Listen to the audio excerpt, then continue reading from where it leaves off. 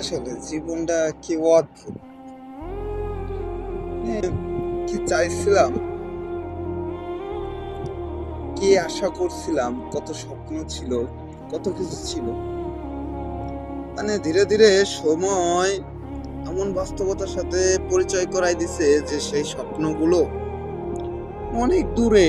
মানে আসলে কি ওই স্বপ্নগুলো কল্পনাই অনেক ভালো, অনেক সুখের, আর বাস্তবতার সাথে মিলাইতে গেলে অনেক কষ্টের।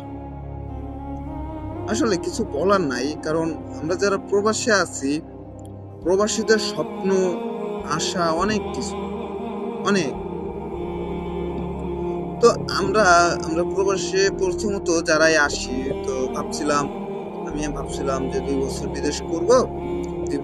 2 বছর বিদেশ করার পর তারপর নিজে এক বছরের ভিতর দেনা দেয় ক্লিয়ার, আর 1 বছরে কিছু টাকা ইনকাম করে যে বাংলাদেশে যে একটা ছোটখাটো একটা দোকান দিব, দোকান টোকান দিয়ে বা যে কোনো একটা ব্যবসা করব, ব্যবসা করে নিলিবিলি নিজের লাইফ সেটেল।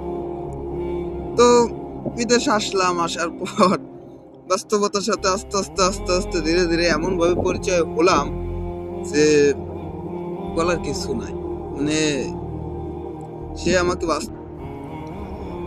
যে এমন একটা ঈশ্বরের সাথে পরিচয় করাই দিল, যে এমন একটা রুটিন, যে রুটিন হচ্ছে সকাল 6টা আর সন্ধ্যা 6টা। মানে আমি বিদেশ আসার পর এই রুটিনের সাথে যে পরিচিত হয়েছি, তো এই রুটিনটা কিন্তু আর পরিবর্তন হয় নাই। এন্ড ম্যাক্সিমাম যারা প্রবাসে আছি, এই সেম রুটিন, সেম, যে ওই সকাল 6টা আর রাত 6টা, সন্ধ্যা 6টা।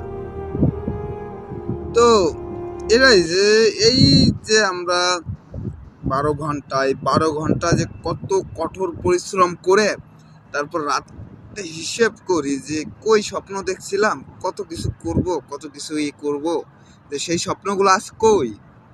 আজ বাস্তবতা আমার এমন জায়গায় পৌঁছে দিছে যে আমি ঠিক আছি, আমি নিজের জায়গায় আছি, কিন্তু আমার স্বপ্নগুলো হারিয়ে যাচ্ছে আস্তে আস্তে, ধীরে ধীরে ক্রমশ, মানে হারানোর পথে চলে যাচ্ছে।